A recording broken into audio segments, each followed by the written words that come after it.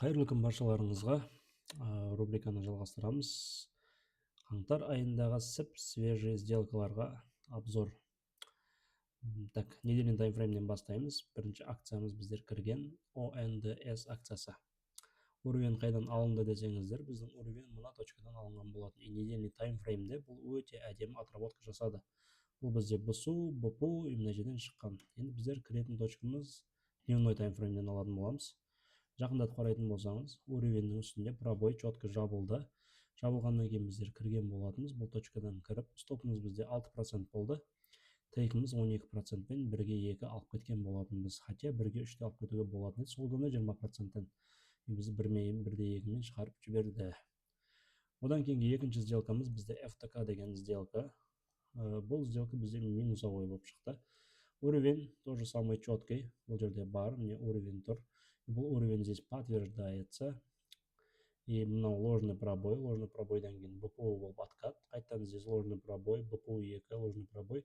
И мына жерде шыққан болатын, біздер осы точкадан кірдік.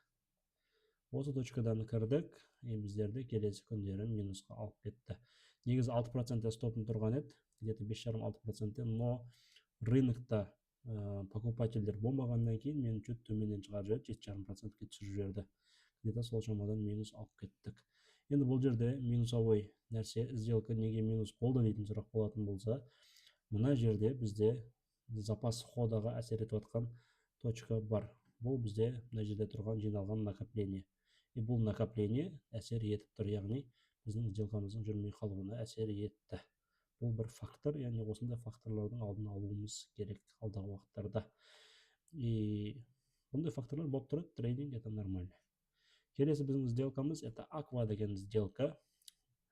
Бұл жерде недельный таймфрейм, накопление қатты көп емес, бірақ дневной таймфреймді қарайтын болсаңыздар, накопление өте әдемі. Біздің точкамыз осы точкадан болған.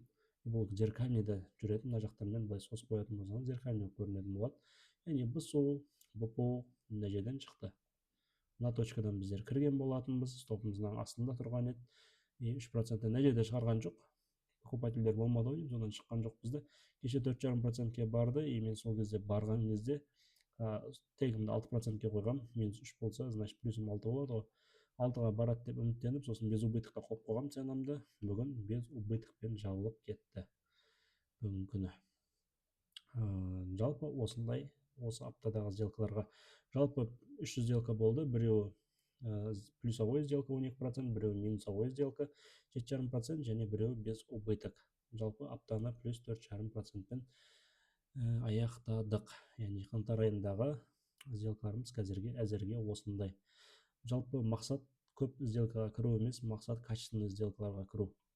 Сондықтан үлкен проценттердің артынан, көп сделканың артынан жүрудің қажеті жоқ. 10-15% и аптасына 1-2 сделка жеткілікті. Рахмет.